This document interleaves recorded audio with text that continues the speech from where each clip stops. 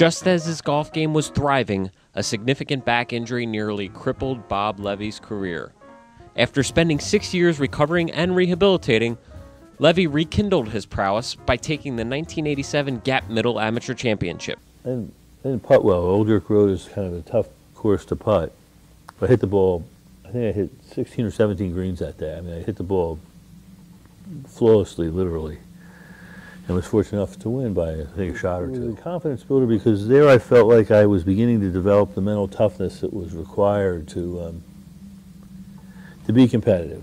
Buzz Garvin, who was a pro at Philmont when I first joined, said to me, "You have no idea how good you are," and I probably didn't at the time, because my physical ability far outshined my mental toughness or my mental confidence. I just was much better than I ever realized, and I got nervous and so forth because I just didn't believe in myself at first. And by the time I finally got to the point where I could relax and play, my game was physically kind of fading. So it was unfortunate, but that's the way it goes. I mean. On the national stage, Levy and clubmates Benjamin Goldman, Arthur Jacoby, and Michael Rose captured consecutive Cadillac Cups, a popular team event in the late 1980s. We each understood each other's games, and we knew what the strengths were and the weaknesses of each one of us were. In particular, Ben, Michael, and myself had very good short games.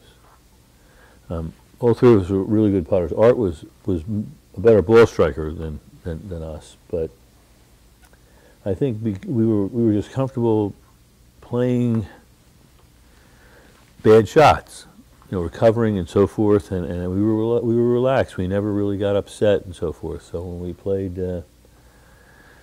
together, we just kind of knew when to pick the other one up.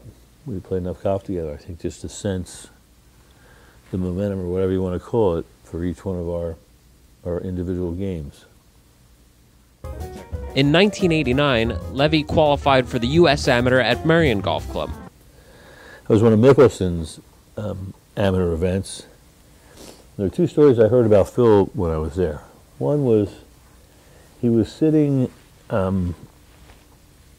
having a bite to eat, and somebody told him that he was on the tee in like 2 minutes. He didn't really lose track of the time. So he ran to his car, got his golf spikes, ran back, didn't have them tied, whatever, hit it out of bounds on the first hole at Marion. Ended up shooting 68 for the day. And then the other story I heard was he played in his first match, or whatever match it was. The guy who was playing had about a 10-footer for par on the first hole, and Phil gave him the putt, and he rolled in his birdie putt. And I said to myself, that's a totally different world than I'm used to. I mean, 68 at Marion was I would have taken every ounce of luck and so forth for me to shoot that, and here Phil hit it out of bounds on the first hole. And so I realized pretty early on that there were a lot of levels of good play or greatness in golf. Shortly thereafter, Levy again faded from tournament golf.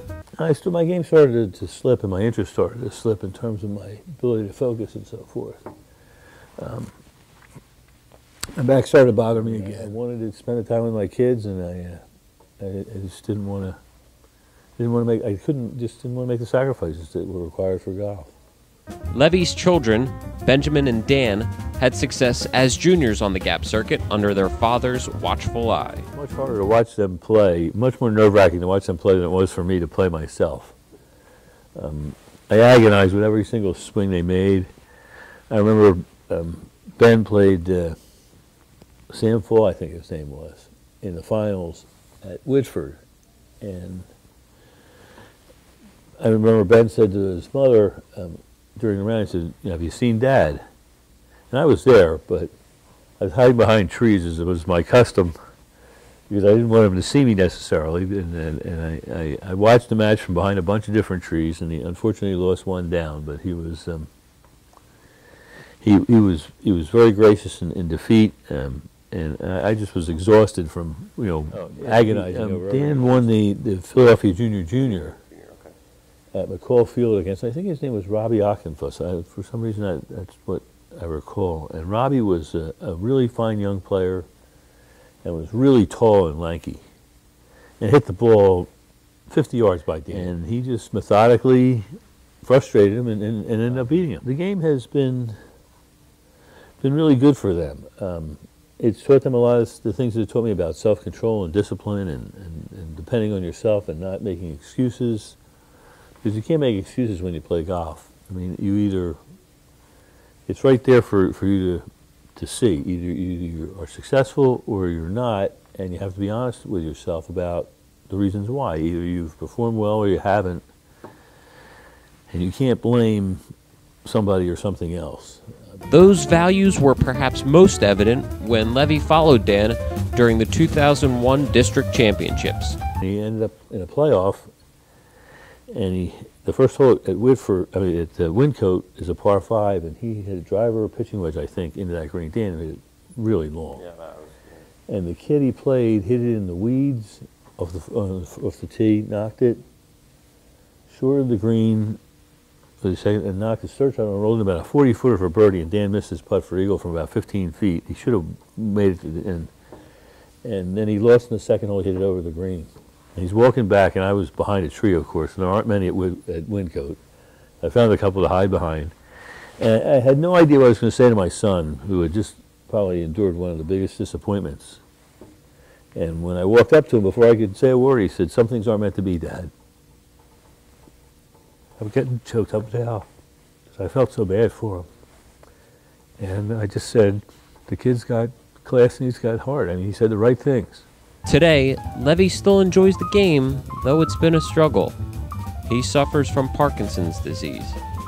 It doesn't prohibit me from playing golf, it just precludes me from playing as well as I used to. And I've had to, because of my back and so forth, I've had to adjust my expectation, or my level of expectations over the years. And, I still can play. I'm still competitive, but at a handicap now. So instead of playing for trophies and pride and so forth, I play for money. That's what motivates me. Otherwise, I get bored, frankly. And I just try to, play to my handicap and enjoy my friends. Check back with the association's YouTube channel at www.youtube.com/GapGolf09 to hear more of Levy's story. For Gap TV, Tony Regina.